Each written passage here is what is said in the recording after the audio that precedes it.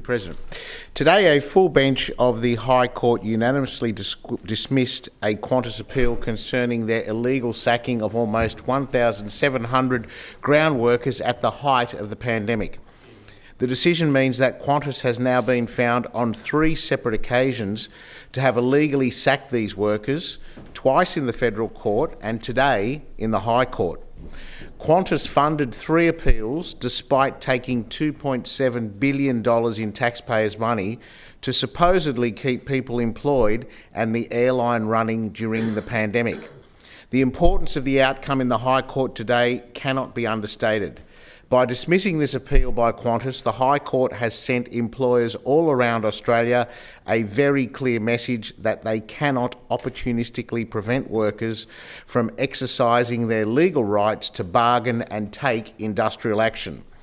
I want to congratulate the Qantas workers, led by Don Dixon, for their incredible perseverance over a 3-year period, and their union, the TWU, led by National Secretary Michael Caine, for their unrelenting advocacy to make this possible.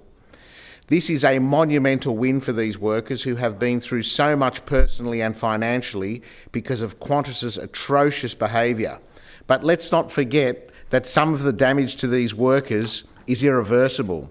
They have lost their jobs, and because of the time elapsed and the changed circumstances of both the airline and the workers, the court will not allow reinstatement. The Transport Workers Union will now pursue compensation for them in the Federal Court. The decision today is yet another blight on the already severely damaged reputation of Qantas. Let's recall the litany of atrocious acts Qantas is responsible for.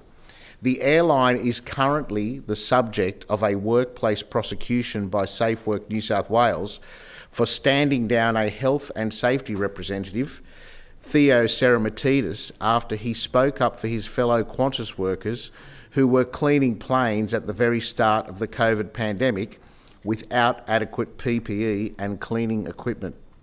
The courage of Theo in standing up to this corporate bully should be acknowledged.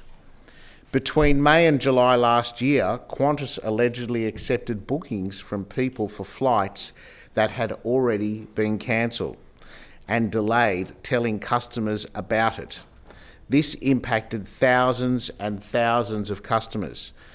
The Australian Competition and Consumer Commission, who have taken legal action against Qantas on this issue, note that on average, tickets remained available online for at least 2 weeks after Qantas had cancelled the flights.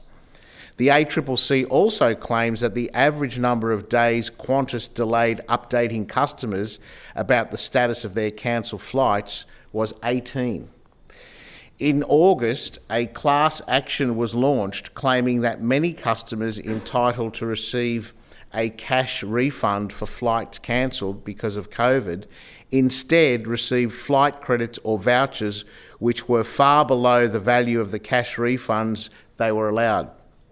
Despite this trail of destruction left behind by outgoing CEO Alan Joyce, he is expected to take home $24 million in salary and bonuses this financial year.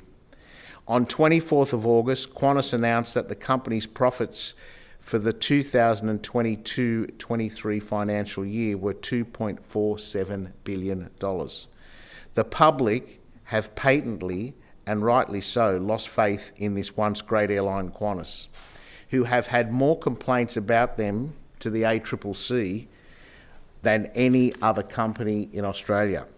One can only hope that the incoming CEO, Vanessa Hudson, finally gets the message and undertakes a thoroughgoing cultural change that finally places Qantas workers at the centre of their business instead of placing them at the edges.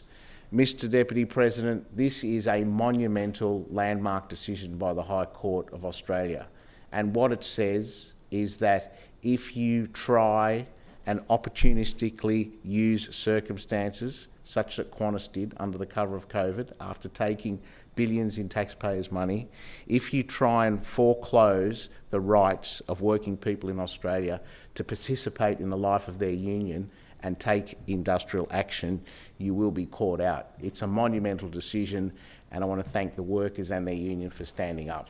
Thank you.